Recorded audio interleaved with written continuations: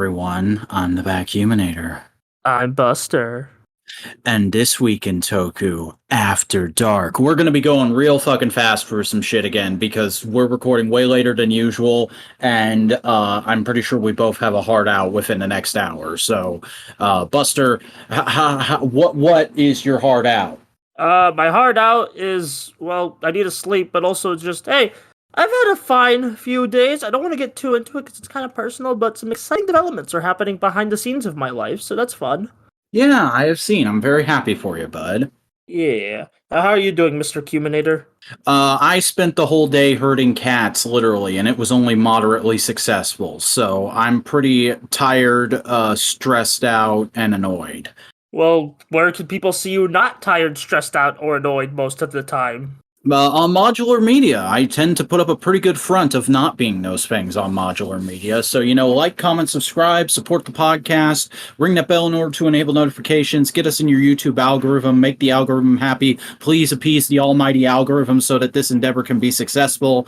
Follow us on Twitter at the Modular Media, follow us on Tumblr at Modular Media, and follow us on TikTok for clips and things. That's at Modular Media.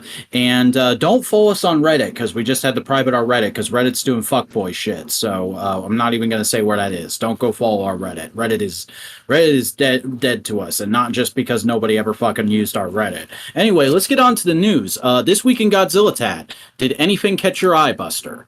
No. Okay. One of the cavity color shirts looked kind of nice to me.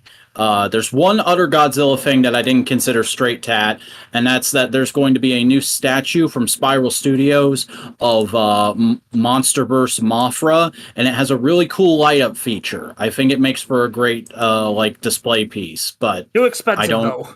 Yeah, exactly. Moving on to Ultraman news. There's going to be a 15th anniversary re-release of the SH Figuarts Ultraman Tregear. Okay, this is weird, because Tregear has not been around for 15 years, so why is he getting a re-release in the 15th anniversary banner? I don't get it. Maybe it was just a really well-selling figure. I mean, hey, Tregear's a really good villain, so I wouldn't put it past him, so yeah. Wait, is it Figuarts' 15th anniversary soon?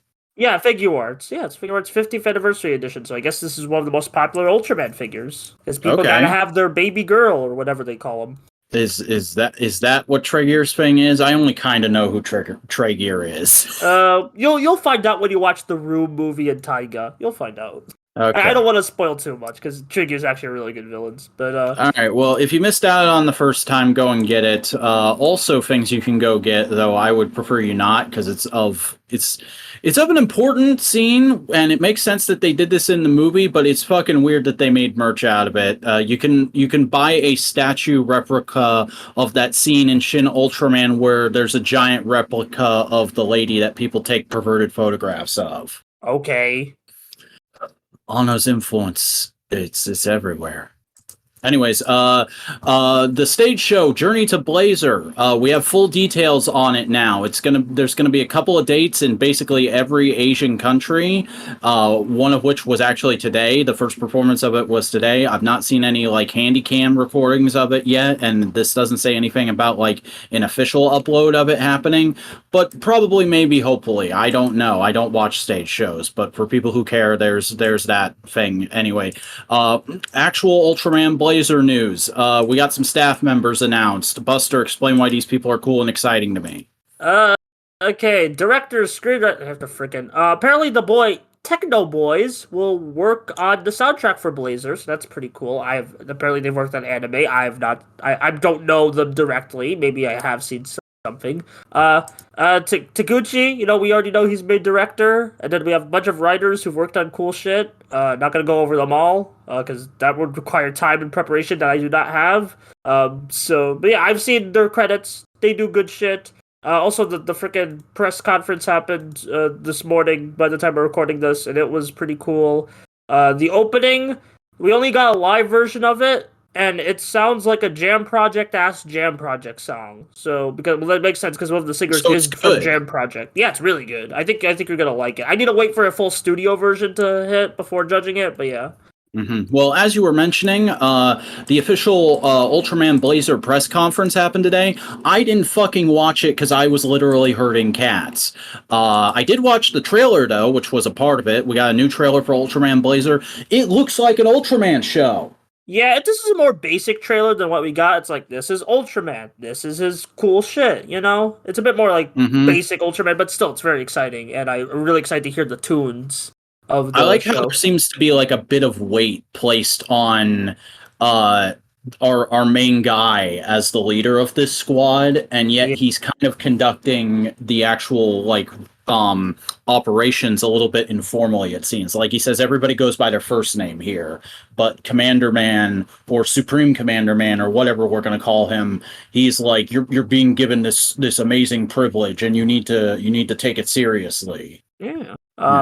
Yeah, not much to say. Blazer looks great. I can't wait to annoy everyone to watch it.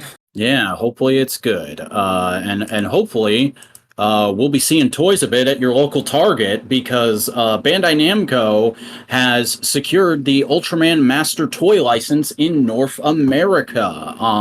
This is kind of unsurprising to me at all, but it is still a slightly big deal because, well, Ultraman has been pushing into the West. The toys haven't really had a lot of mainstream retail representation here, and now they will, because not Bandai of America, because Bandai of America is fucking dead, thank God. Bandai Namco is going to be distributing all future Ultraman toys here in the West, including toys for Blazer and the upcoming Netflix movie. Let's go! Oh, I'm actually really excited about this, especially if they're just like straight imports. Like, we could be like, and I hope they have custom packaging. There's watch just it on a YouTube. Japanese ass Blazer box, a Japanese ass Blazer brace box sitting on the shelf at your Target. Oh man, I hope we get some, like, because Target already has SH figure arts from Bandai from like anime, so hopefully we'll get some like Ultraman stuff. Because that would be really exciting. I hope they have like labels being like, watch it on YouTube or like watch it on Tubi, because you gotta promote it. You gotta do that cross promotion. I've seen that happen with a few toy lines that have their shows on YouTube. So yeah, remember back in the day when like all the GI Joes and Transformers had a little sticker that said "Watch on the Hub"? Yeah, or Netflix or some shit like But yeah, very exciting. I hope this, like, we see something of this very soon, because Blazer's in a month, so it'll be... Yeah, let's get some Blazer braces at Target and like Barnes and Noble, and I don't know, would Walmart take that shit? I don't know. They do have a lot of weeb shit, so maybe. Yeah, we'll see. But moving into Rider news, Bandai announced a bunch of weird shit one night, and one of the things they just randomly announced was a bunch of what? A bunch of weird shit. Ah, okay. Hello? Yeah, it's working. Sorry, just I don't know. We got to continue. One of the things they announced, one of the only things from that night that actually pertains to this show, is there's going to be a set of CSM-style belt straps for the DX01 driver. This is going to be premium Bandai exclusive, but it's basically going to be exactly what it says on the tin. It's the CSM straps that fit in adult waist, but they've got like the little green bits that plug into the 01 driver on the end, which is interesting. Kind of makes me wonder if this is them just throwing up their hands and saying there's so many doodads for 01, we're never doing a CSM 01.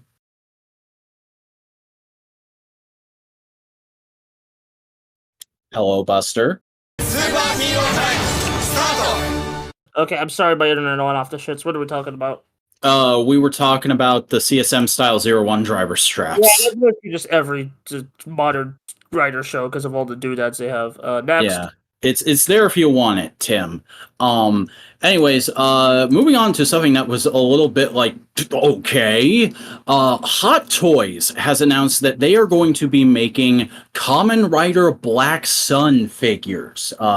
If by some chance you're not familiar, Tokusatsu fans, Hot Toys are the people who make those incredibly accurate 12-inch scale, like, doll collectible figures of the MCU and whatnot.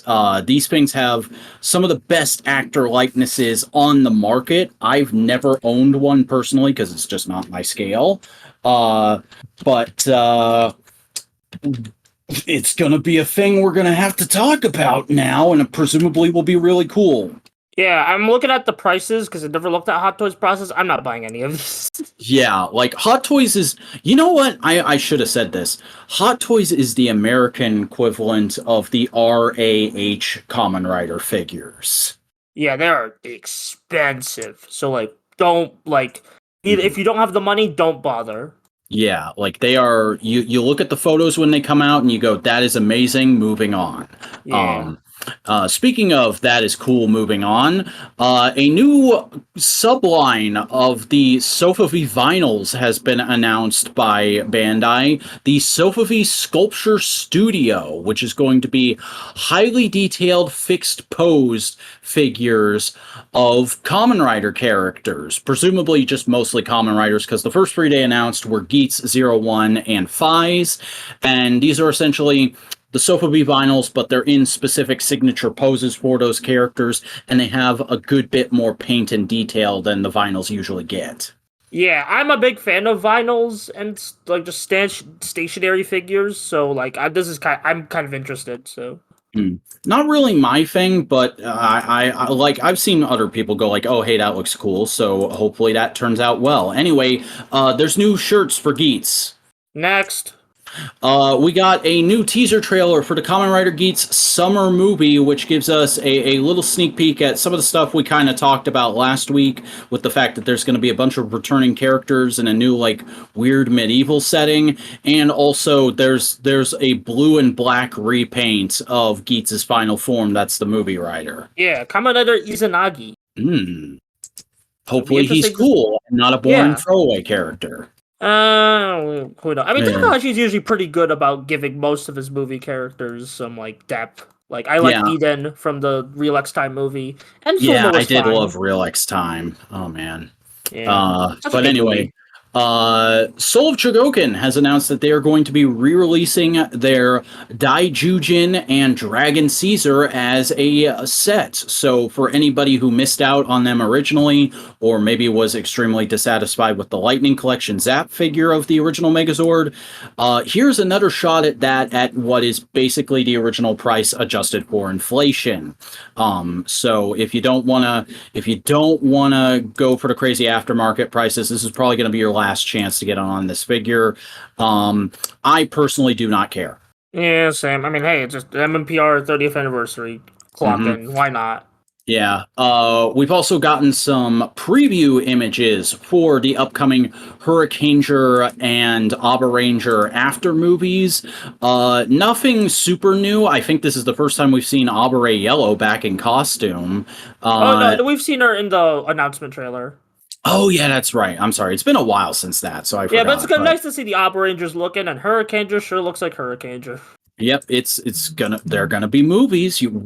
Buster will watch them. I haven't watched those shows yet.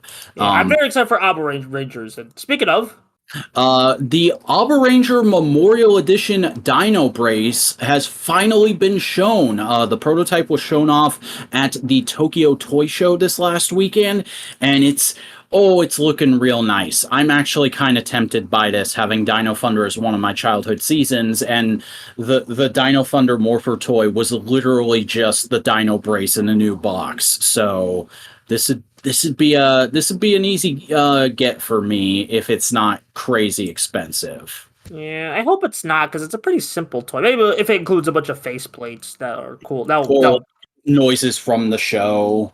Yeah. Wasn't the SP license like $80? Yeah, hopefully it'll be like relatively fine. Yeah, if this is like 75, 80 like the SP license was, I might go for it. Speaking of things that are more expensive than morphers. Oh yeah. So hey everybody, I fucking called it. Memorial Edition Ninjark Sword is coming. It's a little bigger than the original one. It's got more of a curve to it like it does in the show. They covered up all the screw holes. It's gonna come with manga panels and more sounds from the show. It looks fine. Yeah. I hope you didn't stupidly buy the DX1 like I told you not to. But what if they weren't watching the show when that was announced? Well, that's their own stupid fault for not watching the most important tokusatsu podcast that comes out on a weekly basis and features the Vacuuminator and Buster Corp on Modular Media. True. Anyway, let's move on to some King-Ohger stuff. There's new tat that you can buy through the Toei Tokusatsu fan club specifically. I didn't know that streaming service had its own built-in store, but apparently it does. And you can buy standees of Jeremy and Recules or The fans or Recules one cracks posters. me up. I don't know why. Just so funny. Just the human Recules like standing. I don't know. They're just funny to me. Yeah, that's somebody's gonna put that. Some stupid fan on Tumblr is gonna buy that just to take joke pictures with. Yeah. They're not Also, stupid. They're brilliant because it's good. yeah, those can be funny. Also, there's new food being added to the menu at the Super Sentai restaurant themed around King-Ohger. You're going to be able to get the jelly that Giro was obsessed with. You're going to get the energy drink that oh, I Combo? forgot his fucking name. Yeah, Tombo is always drinking. You're gonna get some kind of fucking dish that's based off of something that has to do with Himeno's land. I don't recognize it from the show. Basically, they're all based on the land. Yeah, you get a different treat for each character. So like there's a Molfon, you read you fucking tasty cake, and there's gonna be a little pot of veggies and beef themed after Kaguragi's land. So Yeah. if you're in Japan and you can go to the restaurant, please enjoy these delicious treats. Also, would you like to wear Mothon on your body? Eventually. Well, there's a Mothon character sweater that's going to be available for Premium Bandai. So Honestly, this could work as just a regular ass shirt. So I might like find a version that'll be super hard to. No, never mind. hit up some middlemen, see what's Yeah. going on. But anyway, moving into Power Rangers news, Roku TV has launched a channel specifically for airing Power Rangers. They've done this with like all sorts of nerdy properties, Ninja Turtles, Star Trek. So it's like, oh, why not? From what I've heard, they're airing like a couple of Disney seasons, MMPR, and everything Neo Saban and Hasbro. No, they're doing. Do they have Beast Morphers on there? I think Beast Morphers was one of the ones mentioned. I'm trying to remember because like this was earlier in the week. Somebody I follow apparently did actually check the channel out and reported like this is what I'm seeing on the schedule. So I remember it being like basically what I said. Okay, so hopefully Beast Morphers stuff will be coming to YouTube if that's the case, because that's just like. Because like we're on Megaforce airing, and like so I'm like my question is what's happening with the YouTube uploads after we're finished with Super Ninja Steel, you know? Also, this of course isn't official news, but the GreenRanger.com Hasbro Lightning Collection fan survey results are in, and I meant to read through all of this before the show, but obviously that didn't end up happening today because of bullshit. But the big takeaway from this I saw going around on Twitter is the metric. At least half the people who answered this survey have had QC issues with Lightning Collection figures in the last year. Not optimal. Not optimal. Yeah, I think that's the only like thing I really took away from that, because everything else is just kind of fluff or just kind of like, this feels like a very selected, like this is only for people who like actually like buy the line instead of like just the average Joe. So and it's the same opinions you always see going around. I want more of this. I want them to fix that. It's the same. It's the same stuff you already know everybody thinks. There's nothing too surprising in this, except for the big yikes at the end there of the QC issues. Emily, please whip that factory into shape. And anyway, moving on to TAT. Icon Heroes has announced an SDCC exclusive set of green and white Ranger MMPR bobbleheads that literally look like they're 3D printed. I don't care. Neither do I. What I do care about, though, because this popped me pretty hard, I'm not going to lie. Heroes of the Grid, that Power Rangers board game that we always forget to talk about, has announced 2 new expansion packs. One specifically themed around the SPD Rangers, and one themed around the minions of SPD and Dino Thunder. I have no idea. What does the Heroes of the Grid toys look like? They're unpainted miniature. It's like a D&D game. They're miniatures that you paint yourself, and you make up your own little, like, everybody's crossing over, or I have my own OCs going through the Power Rangers universe, like, role-playing story. I see. Mhm. I know there's like this has a very dedicated fan base that are really into it. I'm not one of them, but I'm just super happy to see new merch of the best grunts in the entire franchise. You know, it says right there on the box. You got Tyrannodrones, you got Crybots, you got the blue head Crybots. All that's Good missing is shit. the orange head Crybots. Hasbro, where the fuck are my lightning collections of these guys already? I feel like Vac would just break even if he just be from army building all those fit grunts. So I'll say it right now. If they make the Crybots and the Tyrannodrones, I'm buying 4 of each. If they make the blue heads and the orange heads, I'm buying 2 of each. gotcha. That's my commitment. But moving on to something that's not a great commitment. More and more people have been getting the Lightning Collection Dino Thunder Black figure in hand. Not me though, because it hasn't freaking gone in stock anywhere. And there's been an interesting issue where some people are getting it with the gold on the end of the staff painted, and some people aren't. Some people who actually ordered 2 from Amazon at the same time are getting ones with and without them painted. So this could potentially be a running change, like maybe something that came through the factory in the first couple batches, and then they went, that gold tip's not painted. We got to make sure that we do that with the rest of them. It could just straight up be a QC error. There's no way to tell with the way these are being delivered to people. So I guess be on the lookout, and if you super care about that one detail being painted and you don't have a Gundam marker in your house, be aware. Yeah, I honestly heard Mesogog is shipping with no issues. So yeah, I know Tim got it and like they're really happy with it. So I'm happy. So I'm like, Yeah, I I've might not get heard that. anybody having issues with Mesogog, so Yeah, which is a that's win for good. me because that's my most excited Lightning Collection figure to buy. Yeah, I've actually got a Mesogog in my 2 open pile that I need to get to. So Ooh, please let me know how that is. Oh yeah, I'll update my toy collecting thread on Twitter as soon as possible, and we'll talk about it on the show. But hey, speaking of things we'll probably talk about on the show in the future, because I know you're a slut for the mainline figures. A new Dino Fury team up pack has been announced as another Amazon exclusive. It's going to be all the Rangers we already have, but with different armor sets. That All right. I think most of these have appeared in the main line now. Yes. All right. Let's break down what most of these are. All right.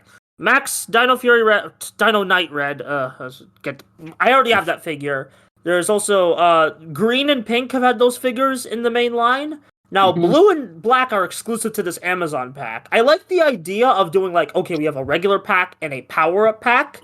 I kind of wish, I know it would probably be an extra expense, but like put gold in there. Come on. It's like, yeah. I so also kind of wish recreate the final swapped some of the armors around to make it a little more exclusive.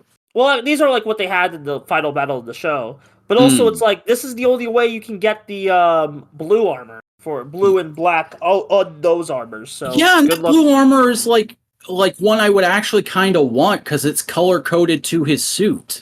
Yeah, it's I don't know how I feel about that. So yeah, it's a whole thing. I'm just like, show me the Cosmic Fury line, honestly. I'm really curious to see how those suits will look in figures. Like, if memory serves, the original pack, those figures that were exclusives never cropped up in the main line, so that's probably not going to happen here. But the other thing that happened with that original pack is it went on sale a couple times during the holidays. So yeah, like it's just like it's there for like sale fodder, so that's fun. So hold out for those Black Friday sales, people who really need every figure in the Dino Fury main line. Yeah. Although I'm ready to move on to Cosmic Fury. Yeah, and speaking of moving on to Cosmic Fury, Jordan Fight confirmed on his Instagram over the weekend that he is now finished with ADR for Cosmic Fury, which means probably everyone else is. Probably the show's going to be wrapping very soon, and that will mean all it will take is finishing up the edits and getting approval from Netflix. Yeah. I mean, hey, it's like we know the show's coming. I'm excited. I'm gonna get off Twitter. At this point, I'm willing to bet it will drop early in the fall. Yeah, it's like September was the leaked release date, I think. So. Though it would be awesome if they just dropped it on Power Ranger Day. Yeah, I thought that would be fun. Although, again, I either need to start muting buzzwords or just unfollowing bitches. Yes to both. Yeah. Also, that's a hilarious potential episode title. Yeah, put it down. Muted buzzwords on following fellas. Speaking of, So a like semi-local GI Joe convention called Joe Fest. I call it semi-local. It's one of the biggest ones. It's one of the biggest toy shows in the South of the United States of America. Have you gone before? I have not gone, though I was tempted to go several times in the past, and I probably should have gone this time because it seems like a lot of people I know were actually there this year. But a show called Joe Fest was going on in Atlanta, Georgia, this last weekend, and a toy company called Valaverse, which has been making third-party 6-inch style G.I. Joe style figures under the Action Force trademark, which, if you don't know, very, very brief explanation of stupid toy history. Action Force was the European name for G.I. Joe because G.I. Joe was licensed by a European toy maker that already had their own military toy line called Action Force going on, and they just folded real American hero G.I. Joe into the Action Force continuity, but Hasbro doesn't care about that trademark anymore, so the guy that owns this company, Valaverse, Bobby Vala, was just able to scoop up the trademark and start making his own 6-inch G.I. Joe figures right alongside Classified series. He announced at Joe Fest that he has the license to make figures based off of Legend of the White Dragon, the upcoming Power Rangers fan film, massive air quotes, that is going to be JDF's last performance, and he's already shown preliminary renders of a 2-pack he's going to be doing of the White Dragon and Dragon Prime, the main hero and villain of the movie, which are going to basically be Lightning Collection style 6-inch super articulated figures with alternate hands and alternate heads. And not speaking about the designs, but speaking about the toy design here, I think these look pretty good. Am I going to buy them? Probably not. This just screams big yikes to me, not gonna lie. I mean, there's a certain sect of people that are just JDF diehards and will definitely buy these, so good on Bobby Vala getting that cheddar, but like I super don't care, other than we've already talked about Legend of the White Dragon here. We're probably going to talk about it when it comes out, so might as well mention this. Anyway, that's all the news that's fit to print. Buster, why don't you take us on to the new releases? All right, I have a rant with this one. It's not what you think about, actually. Pink Tokusatsu creation Jarius, Pride of the Atypical Appearance, Episode 6. Actually, no, the episode title is Pride of the Atypical Appearance.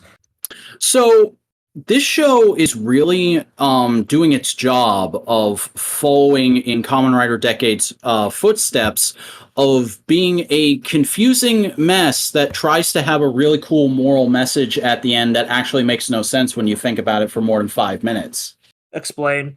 This whole episode is just like characters doing things and shouting random stuff at each other, and then at the end, G-Series comes in and beats up the main bad guy, who isn't even the main bad guy, he's just a guest character this week, and he acts like he's gotten a huge moral win, and then he gets a new piece of Exodia, and then he leaves, and that's it, and nothing really changed in this world. He was just around being a fucker for a few minutes. Yeah. I mean, it was fun to see the Dogenger's characters, and the fight was kind of nice. It was a nice nighttime fight. But man, I don't understand why people are saying this is the best Toku going on right now. Like, it is such a nothing show. It's like, okay, I saw why are people saying that? Okay, it was mainly one person that was like getting a Twitter trending, like not Twitter trending by Toku standards, who was like, "This is the only Toku I'm invested in right now," and I'm like, "Good for you," but also you want to pass that hookah over here, brother? Good for you, but also it's just like this feels a bunch of nothing, especially because there's not much for me to latch on to right now. I don't know what to latch on to. It's just mysteries, and I get fun guest characters now. And I'm like, just watch Doug Enders at this point if you want more Yabai Kamen and his. Yeah, moves. Yabai Kamen wasn't even that entertaining this episode. There's like one good joke. Straight. They played him super straight, and that's not fun, because Yabai Kamen is a comedic character. He can be menacing, but he often strives in comedy. They play him and it's like one joke, and they kind of butcher it, because it's like, he's going like, okay, you guys took care of the pink guy, right? And they're like, what pink guy? And he goes, the pink guy. You know, the pink guy. And then Geats enters the room, and he's like, that fucking pink guy. And then they cut away to another scene, and they cut back, and Geats has already beaten all of his bodyguards without even transforming. And I'm like, that would have been a lot funny if you just hard cut to him having beaten all the guys and didn't cut to another scene. Yeah, it's just, I don't know. I want to support more indie Toku, but this ain't it, Chief. This is like a Neil Breen project. I think I said that during when we were talking about the first episode, but man, it really does feel like it. A Neil Breen, a better budget Neil Breen, because they do use their budget well, I will admit. I don't know, man. That scene where the brothers were doing the jump, that looked like a really bad video game fan film. That's true. I don't know. Anyway, on to superhero time. Kamen Rider Geats, episode 39, Genesis 1, My Desire Grand Prix. I love this episode. They're just going in on it, my dude. Yeah, they're just like it reminds me of those isekai manga Boingo talks to me about, where it's like, okay, let's rebuild society. You know? Oh, society is fucked in the first place. Yeah. It's interesting to me. Like, and there's like, so much. This episode is so good at keeping you off balance, because there's so many little moments where it's like, I want to be on Ace's side here, but also he's running the DGP again and saying like duplicitous shit to people who are supposed to be his friends. Yeah, it's very interesting. I'm pretty sure it's part of his master plan, but also it's like we have a bunch of teases of new characters coming in, and it's like, he's got a cool like Buckaroo Banzai outfit, and he's being bros with Punk Jack. That's nice. Yeah, and like Keiwa's getting like some development. It's like, oh, like we're gonna see his new form next episode. It's like, oh, yeah, very exciting. But also there's a secret fucker. There was a secret fucker all along that's running a new Jamato thing. Yeah, I guess he might be the son of one of the Jamato like leftovers from the old Jamato guy. Which in that case, that's super interesting. It feels like an entirely like this is supposed to be the halfway point of the show, but this is the final arc. So it feels like the halfway. It feels like the halfway point of like a much bigger show, but it also feels like the beginning of your average Kamen Rider show, because there's like a whole scene in here where when we first see the new Jamato, that felt like a monster attack in a first episode. Yeah, it's I don't know how to describe. It's this could be a very interesting final arc. I'll say that. Yeah, very excited to see how this goes. I feel real bad, but I'm also real endeared to Sarah and Neon right now. Yeah, poor gals. All right, King-Ohger time. Episode 15, Visiting Suzume. This was hilarious. This episode, oh man, this gave you some yucks, this gave you some fucks, this gave you some holy man, oh my gods. Yeah. So Regulus's sister, not Regulus's sister, Kaguragi's sister is in love with Regulus. That's what I meant to say. She's pretending to be in love with Regulus. Yeah, it's like a whole 5-level backstab thing where Regulus is holding Kaguragi's sister hostage under the pretense of her being a potential fiance, and Kaguragi's pretending to be really upset about it, but at the same time, she is pretending to be totally in love with him and staying there under his free will when he clearly doesn't give a shit about her as anything other than a bargaining chip. And then at the end of the episode, it turns around and goes like, no, actually, she's trying to get in bed with him to better their kingdom. It's a wild ride, man, and I love it. Man, it's just such a funny episode, and also I love Jeremy's line of like, "Oh, you've shown me such an interesting story. I will now help you." He's like, "Oh man, the Lebowskis are playing 4D chess. This is amazing." Yeah, he's just like me for real. Yeah, just there's a lot of fun moments. I like seeing Gira flop around. That was funny. Just that suit was good thumbnail material. Yeah. I'm not sure if we're gonna use this thumbnail, but we'll see. Yeah, there's some other images I'd like to show you. Yeah, but it's just another solid King-Ohger. We got the debut of Jeremy's back, which honestly, I'm not It a did the child Toy any. Spider-Man pose. Yeah, it does cool shit. I just like I would like as a child, the mecha fights would be like the big thing of the episode, but I would just like, that's Yeah, cool. they've kind of, I don't want to say worn out their welcome, but I've gotten desensitized to the crazy high flying super speed antics that they It's can do still with really this good. CGI. It's still really good. I'm just more talking about my age, rather like I'm more interested in the storytelling rather than like the action. Like, Yeah. and it's still good action, but I'm just more interested to see what's happening with these characters. And oh boy, we're getting a Rita focus next episode. Oh, it looks good too. As somebody who's Yeah. like not a super huge Rita fan, not like I don't like them, but just like not my favorite. Also, I really dug the monster this week, where it's like it's Black like a Sun? it's like a Black Sun Kamen Rider Fly Boy, but also he's super polite in the most goofy way.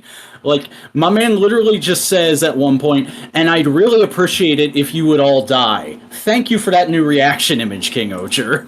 Yeah. Man, that's probably one of the best monsters of the week in a long time for Sentai, honest. I mean, we've had some great ones of Dawn Brothers, so that's saying something. Also, the physical acting this episode was just on friggin' point with some of the faces Jeremy and Recules and Dabowski and Suzume were making. Honestly, King-Ohger is just generally good about like physical like acting in general because they're just these big over the top personalities. Oh yeah, and Recules wants to make a truce with the baddies. Yeah. Oh no. Oh no. I think that's all I have to say. Yeah, let's move on to the boring shit. Ultraman Regulus episode 4 and 5. Oh my god, who cares? I don't even have anything to say. It's just this was the most nothing I've ever watched. It's not even, like I said on Twitter, it's not even usable as background noise. I was literally messing around with toys while I was not watching this, but just listening to it. And even then, like, I would turn around at the end of each episode and I was like, oh wow, I understood that perfectly. I understand Japanese storytelling conventions so well at this point that, like, this show is not surprising me at all. I like the Ultra Galaxy. What happened here? Koichi is, he's really doing something that I think only he is enjoying right now. I would be very surprised to hear if there's somebody else who's super into Regulos. Yeah, it's not optimal. I want to like this, but just because I like Ultraman, but man, I think this might be worse than Trigger for me, just because it's like, I know it's like, but just like, at least Trigger, there was good moments. There was like, I liked Ignis. This has nothing. I don't know. Trigger, like, sort of, like, routinely pissed me off towards the end of it. It pissed me off, but at least I had some moments of like, okay, that's a cool character, that's a cool action. I don't feel anything about Regulus. I feel something towards Trigger, and I want to feel things, man. I want to feel, but like, I don't feel anything towards this. I can understand that, but like, I'm the Power Rangers Megaforce sucks. Okay, fair. I don't want to have another show taking up space in my brain pan as, oh my god, this was the worst thing ever again. And I've already got like one or two of those for each of the big Toku franchises. Yeah. So like, if something is boring to me, I'm automatically going to think like, well, it didn't piss me off. I'm not going to be frustrated with it for years after this. So it's better than those other things. Yeah, it's pretty forgettable. Thank God this is a side project, man. If this was if this was the main Ultra show this year, could you fucking imagine? That would have been a horrible year. Sorry, everybody. We're taking a year off. We're just letting Koichi go ham with a green screen. Yeah. Thank God Blazer's happening. Honestly. Yeah. Actually, like old stuff and toys, because I got some stuff to talk about. Oh, okay. You didn't write anything down, so I'm excited to hear now. I forgot to a few weeks ago, actually during the DaiZyuJin Ultraman premiered, I got 2 vinyls. Hey! I also got a Ranger key, and as a bonus, a Deca Red / SBD Red Ranger key. I've been messing with it all episode, so that's fun. Sick. But like I got the Spark doll, which are the main gimmicks for Ultraman Ginga and Ginga S. They're just vinyls, but like they have like functionality of the toys. Yeah, I always thought that was really smart that they just straight up made the vinyls the gimmick. Yeah, this is Ultra 7, and yeah, I got it because I love the show. I made a video on it. It's one of my favorite videos I've done this year, and I love this thing. It's like, it's very simple, but it's very cute, you know? It has everything I want. It's my perfect Ultra 7 for my desk, you know?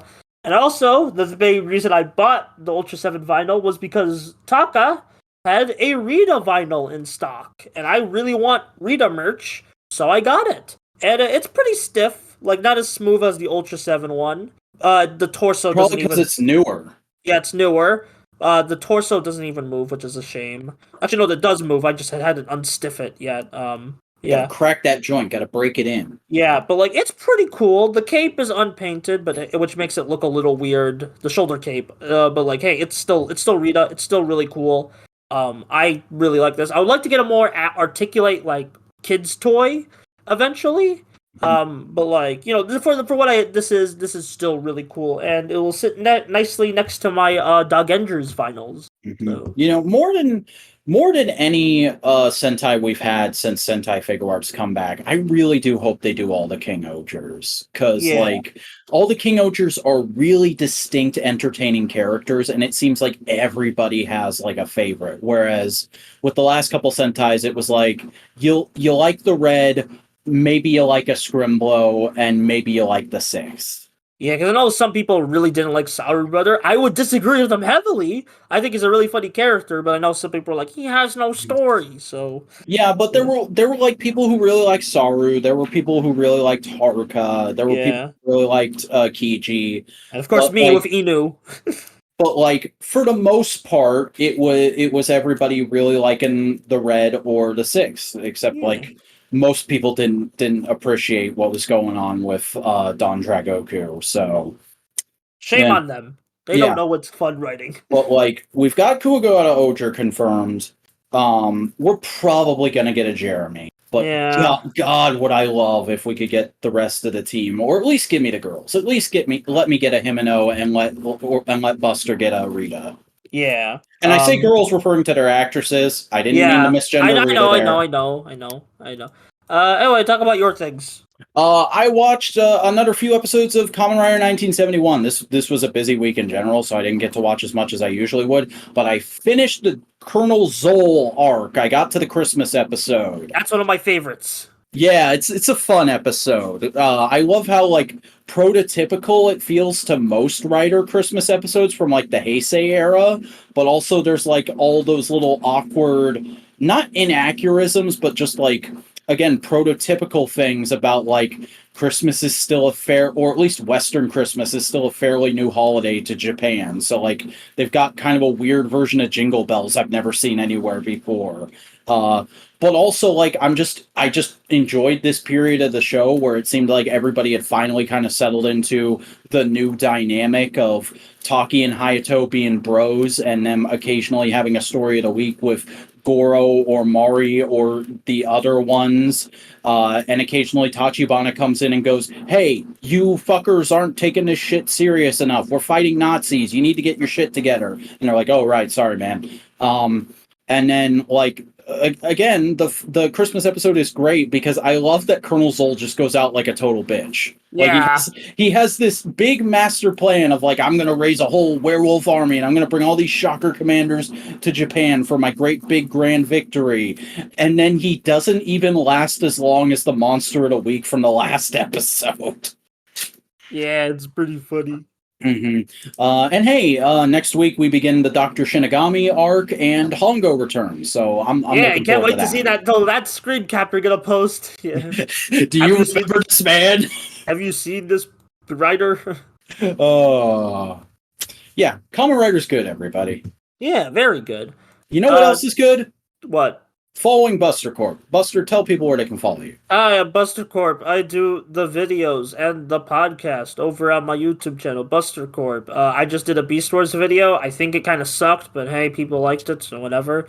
I also been doing Lakewood Podcast Turbo, an OKKO Rewatch podcast. And also on Twitter at BusterBully3, and also Patreon Ko-Fi if you want to actually like give me money, because I kind of need it, or whatever. Yeah, that's all the big things. But I'm just gonna say this real quick. Things don't need to be perfect. They just need to be. Yeah, I guess. I mean, it wasn't. Whatever. I'll talk about it later.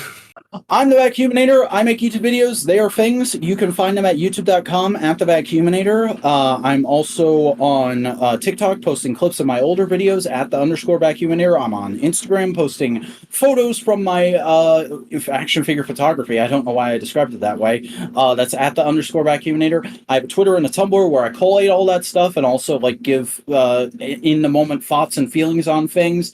That's thevacuuminator.tumblr.com and at the Vacuuminator on Twitter. And folks, that is going to do it for this week in Tokusatsu. Thank you for joining us. We'll see you back here next week for whatever happens that week in Tokusatsu.